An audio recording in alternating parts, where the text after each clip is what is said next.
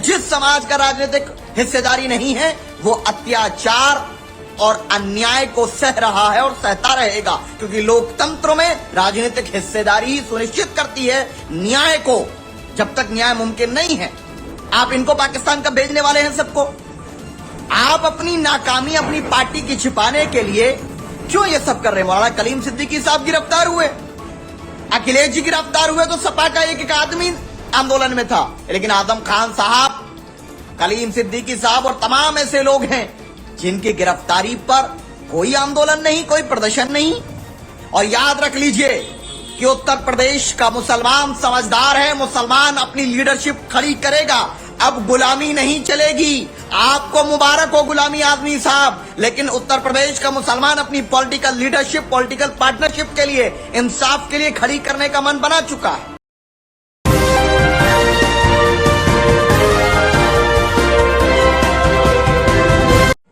Samajwadi party के अबू आसिम आजमी साहब, बड़े भाई, मैं बड़ा एहतराम करता हूं आपका, लेकिन जो बात आपने कही कि जो लोग मुस्लिम लीडरशिप की बात करते हैं, कयादत की बात करते हैं, राजनीतिक हिस्सेदारी की बात करते हैं, उनको पाकिस्तान चले जाना चाहिए।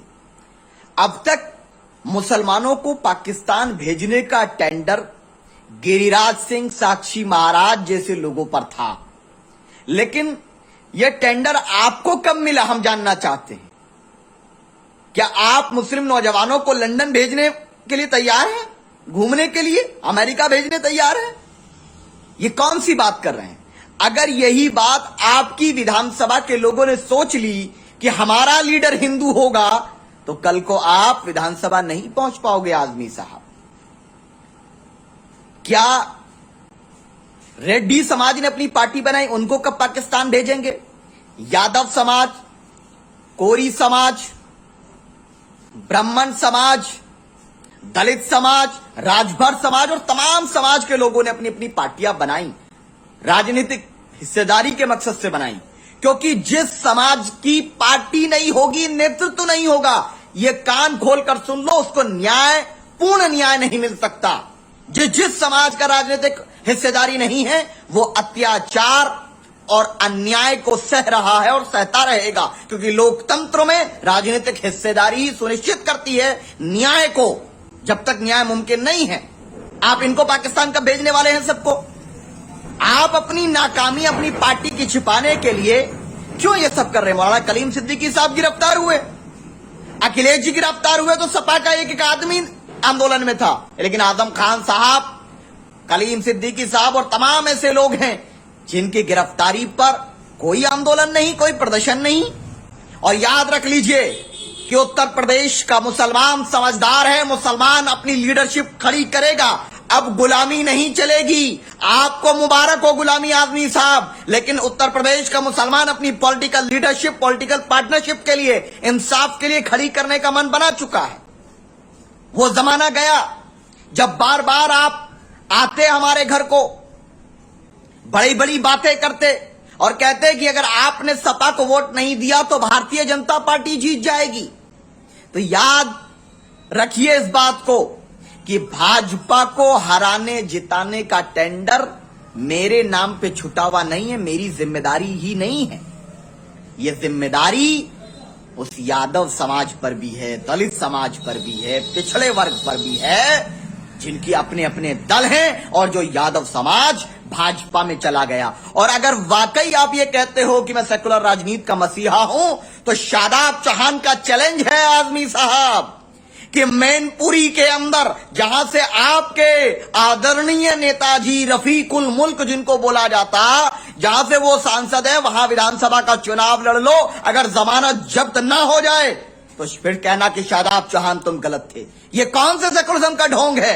ये सेकुलरिज्म के ढोंग को उत्तर प्रदेश का मुसलमान समझ रहा है कि राजनीतिक हिस्सेदारी के बिना कोई हमारे लिए न्याय की व्यवस्था नहीं करेगा।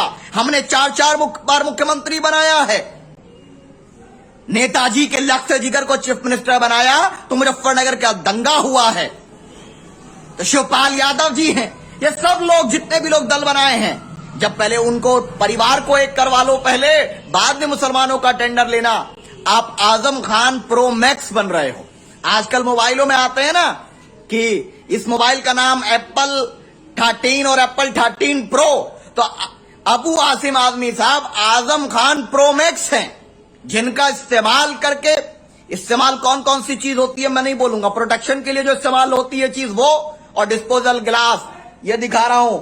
आजमी साहब आप ये हो, जब तक आप मुसलमानों को गुमराह करने के लिए सपा के काम आओगे तो आपको ऐसे मुंह पे लगाकर इस्तेमाल किया जाएगा, मोहब्बत की जाएगी, और जब आप नाकाम हो जाओगे तो जैसे डिस्पोजल ग्लास को फेंक दिया जाता है उसी तरीके से आजम खान साहब की तरह छोड़ दिए जाओगे आप भी।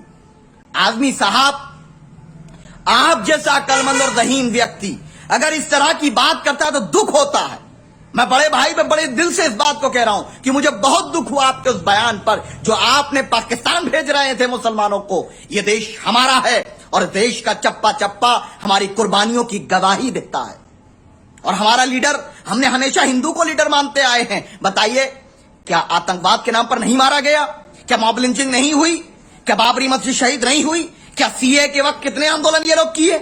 कोई कुछ करने वाला नहीं है। पॉलिटिकल पार्टनरशिप को पैदा करना पड़ेगा, नहीं तो अपनी तबाही और बर्बादी के लिए तैयार रहना होगा।